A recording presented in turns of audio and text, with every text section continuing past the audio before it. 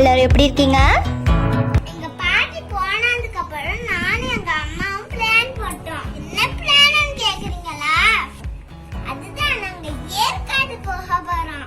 அங்க போறதுக்கு தான் நாங்க பிளான் போட்டோம். நாங்க அங்க போக போறோம். அங்க போய் என்னென்ன பண்ணோம் அப்படின்றத இந்த வீடியோல சொல்ல போறோம். அதனால இந்த வீடியோ செம்மையா இருக்க போகுது. இப்ப நாம இந்த வீடியோவை பாருங்க. அப்பதான் நாங்க ஏற்காடுல என்னென்னலாம் பண்ண அப்படிங்கறத நீங்க தெரிஞ்சுக்கிற முடியும், என்ஜாய் பண்ண முடியும். பாய். நீங்க இந்த சேனலை சப்ஸ்கிரைப் பண்ணல அப்படின்னா சப்ஸ்கிரைப் பண்ணிடுங்க.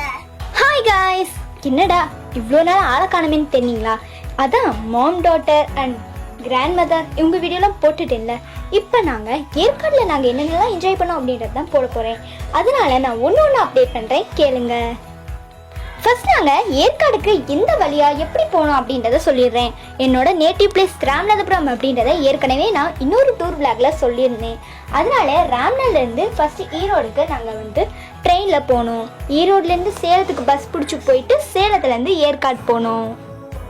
ஏன் சுற்றி வளைச்சு போகணும்? ஈரோடுலேருந்து சேலத்துலேருந்து ஏற்காடுக்கு போகிறதுக்கு பதிலாக ஸ்ரீட்டத்துலேருந்து ஏற்காடு போகலாமே அப்படின்னு சொல்லுவீங்க. ஆனால் ஈரோடில் எங்களுக்கு ஒரு ஒர்க் இருந்துச்சு. அந்த ஒர்க்கை முடிச்சுட்டு அப்படியே சுற்றி பார்க்கலாம் அப்படின்னு நினச்சோம்.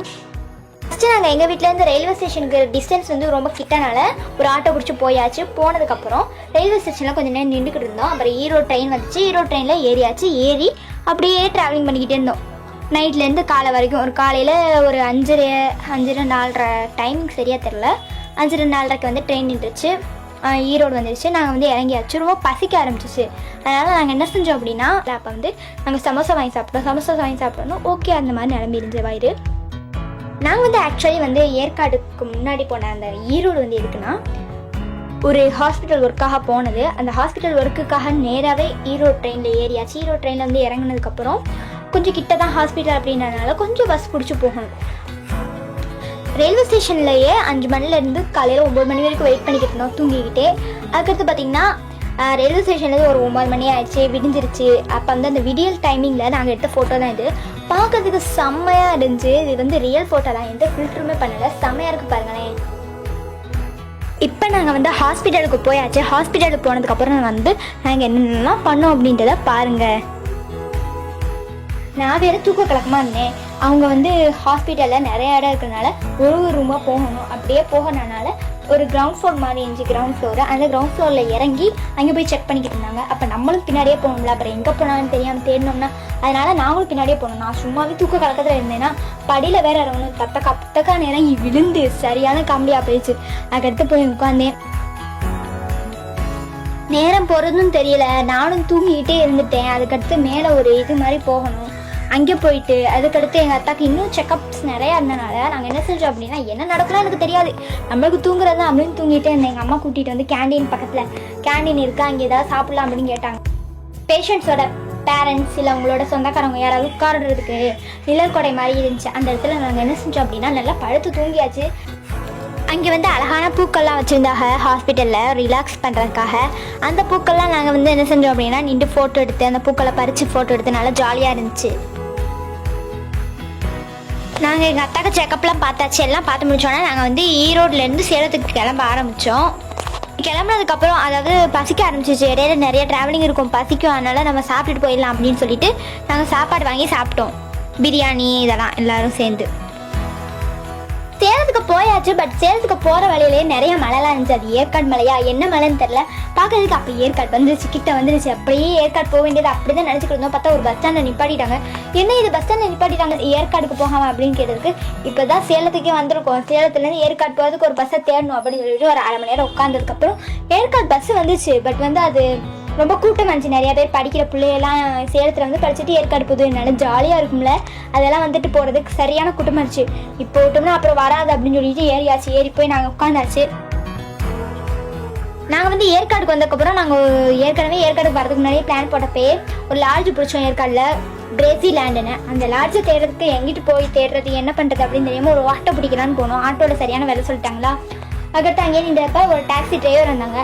அவங்க வந்து எங்கே போகணும்னு சொல்லுங்கள், நான் கூட்டிகிட்டு போகிறேன், நாளைக்கு ஏதாவது ட்ராவலிங்கா எங்கேயாவது சுற்றி பார்க்கணுமா, நான் கூட்டிகிட்டு போகிறேன் அப்படின்னு சொன்னாங்க. சரின்னு சொல்லிட்டு நாங்களும் அவங்க வண்டியில் ஏறி அந்த லாட்ஜ் பேர் சொன்னதுக்கப்புறம் அவங்க போய் எங்கள் விட்டாங்க. விட்டதுக்கப்புறம் பார்த்திங்கன்னா நாங்கள் ரொம்ப நேரம் அங்கேயே வெயிட் பண்ணோம். லாட்ஜில் என்ன பிரச்சனை அப்படின்னா, நாங்கள் பிரீஸ்லேண்ட் லாட்ஜில் என்ன பிரச்சனை அப்படின்னா, நாங்கள் ஆன்லைனில் வந்து புக் பண்ணியிருந்தனால கொஞ்சம் மிஸ்டேக் ஆகிடுச்சு. அதனால் நாங்கள் வந்து 5 பேர் போகிறோம். ஆனால் அதில் வந்து புக் பண்ணது 2 பேர் தான் புக் ஆகிருக்குன்னு நினைக்கிறேன். அதனால வந்து நாங்கள் போனது ஒரு 8 மணி 9 மணினால ஒரு நாள் தான் தங்க முடியும்னு சொல்லிட்டாங்க. நீங்கள் ஆன்லைனில் புக் பண்ணிங்க, ஆனால் வந்து நீங்கள் 2 பேர் தான் புக் பண்ணியிருக்கீங்க, ஆனால் வந்திருக்கிறது 5 பேர். ஆன்லைனில் புக் பண்ணியிருந்தீங்கன்னா நாங்கள் வந்து அலோவ் பண்ணுறது அந்த ரூல்ஸ் படி தான் அலோவ் பண்ணுவோம்.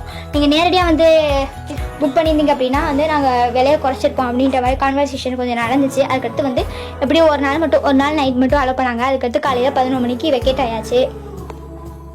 நாங்கள் வந்து காலையில் எந்திரிச்சதுக்கப்புறம் பார்த்தீங்கன்னா அப்போ தான் இந்த லாட்ஜே சுற்றி பார்க்கவே வந்தோம். ஏன்னா 9 மணிக்கு அதாவது லாட்ஜுக்கு போன நைட்டு 9 மணிக்கா ரொம்ப டயர்டாக இருந்துச்சா, அப்படியே போய் தூங்கியாச்சா. அதனால லாட்ஜ் எப்படி இருக்குது அப்படின்னு சுற்றி பார்க்கல. நாங்கள் நைட்டே சுற்றி பார்க்கலாம் இருந்தேன். எங்கள் அம்மா தான் காலையில் எழுந்திரிச்சு பார்த்துக்கலாம், இங்கே தானே இருக்க போது லாட்ஜ் அப்படின்னு சொல்லிட்டாங்க. அதனால் காலையில் எழுந்திரிச்சு வந்தால் ஒரு ரூம் மாதிரி இருந்துச்சு. ரூமுக்குள்ள வந்து கோல்ஃப் விளையாடுறது, கோல்டு விளையாடுறது, அதுக்கடுத்து பார்த்தீங்கன்னா கேரம் போர்டு இதெல்லாம் இருந்துச்சு. இங்கே நாங்கள் எல்லாம் எடுத்த வீடியோஸ் தான் இது. இதுக்கடுத்து பார்த்தீங்கன்னா 1 டே வீடியோ தான் இன்றைக்கி நான் போட போகிறேன். ஏன்னா வந்து நல்லா என்ஜாய் பண்ணோம். அதனால் 1 டே வீடியோ தான் இன்றைக்கி போட போகிறேன். பாருங்க.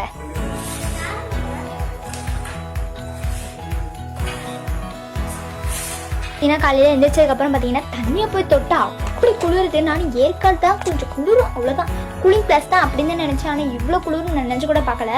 அதுக்கடுத்து பார்த்தீங்கன்னா காலையில் எந்திரிச்சதுக்கப்புறம் இந்த ஃபோட்டோ எடுத்தோம். எவ்வளோ அழகாக தெரியுது பாருங்களேன். காலங்காத்தால் எந்திரிச்சு எடுத்தது பாருங்கள், செம்ம அழகாக இருக்குல்ல.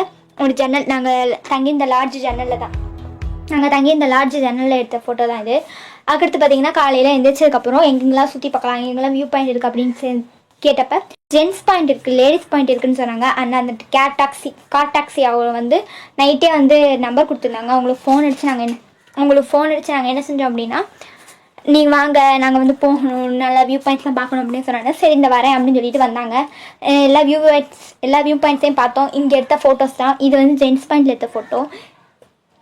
எவ்வளோ நல்லா இருக்குது பார்த்தீங்களா, செம்மையாக இருக்குல்ல. நீங்களும் போகணும் ஆசைப்படுறீங்கன்னு நினைக்கிறேன். யாராவது போயிருந்தீங்கன்னா கமெண்ட்டில் சொல்லுங்கள். அதே மாதிரி இது வந்து லேடிஸ் பாயிண்ட்டில் நாங்கள் எல்லோரும் ஜென்ஸ் பாயிண்ட் போனதுக்கப்புறம் ஓகே நிறைய கடத்தரவுலாம் இருந்துச்சு. அப்போ வந்து லேஸ் வாங்கினதை அங்கேயே உட்காந்து சாப்பிட முடியாது அப்படின்றனால நாங்கள் லேடிஸ் பாயிண்ட் போனோம். லேடிஸ் பாயிண்டில் யாருமே இல்லை, உட்காரதுக்கு நிறைய இடம் இருந்துச்சா, அங்கே உட்காந்தாச்சு. இங்கே தான் உட்காந்து எடுத்த ஃபோட்டோ. அதுக்கப்புறம் பார்த்தீங்கன்னா நாங்கள் பட்டர்ஃப்ளை ஃபார்ம், அதாவது சில்க் ஃபார்முக்கு போனோம். சில்க் ஃபார்மில் ஜாலியாக இருந்துச்சு, நல்லா என்ஜாய் பண்ணோம். ஃபஸ்ட்டு உள்ளாக போனோன்னு என்ன நினச்சி அப்படின்றது சொல்கிறேன். அதுக்கு முன்னாடி கீழே வந்து நிறைய 3D ஃபோட்டோஸ்லாம் வச்சுருந்தாங்க. அதில் எடுத்த ஃபோட்டோஸ் தான் இது.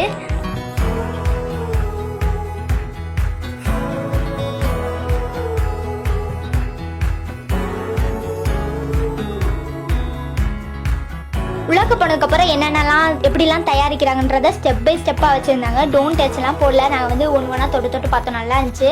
அதுக்கடுத்து அப்படியே லெஃப்ட்டில் போனோம் அப்படின்னா ஒரு ரூம் இருக்கும். அந்த ரூமில் வந்து சில்க் வார்ம், முட்டை, டிஃப்ரெண்ட்டாக இருக்கும்ல சில்க் வார்ம்ஸ், அதோட முட்டைகள், அதோட அதில் தயாரித்த கிளாத்ஸ்லாம் இருந்துச்சு. அதெல்லாம் தொட்டு பார்த்தோம். அதை நிஜமாகவே நம்ம போட்டுக்கள்லாம் இதில் தான் தயாரித்தாங்களா அப்படின்ற மாதிரி ஆச்சரியமாக இருந்துச்சு. அதுக்கடுத்து பார்த்தீங்கன்னா நாங்கள் என்ன செஞ்சோம்னா, நான் சொன்னேன்ல சில்க் வார்ம் ஒன்று ஸ்டெப் பை ஸ்டெப் வச்சுருந்தாங்கன்னு, அதில் லெஃப்ட்டு போகிற ரூமில் தான் இந்த ட்ரெஸ்ஸஸ்லாம் வைக்கிறது இருந்துச்சு.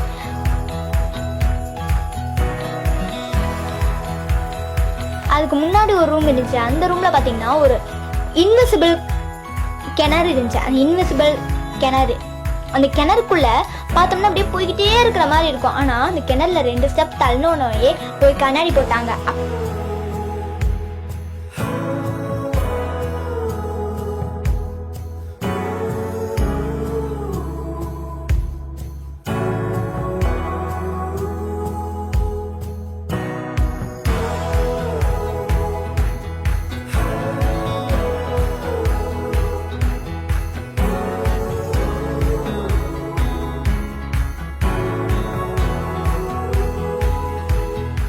நான் சொன்ன இந்த ரூம்குள்ளே போனோம்னா நம்மளுக்கு மண்டையே சுற்றிடும். இந்த வீடியோவை பாருங்கள், நம்மளுக்கே தலைகீழ ஆக்குற மாதிரி இருக்குல்ல.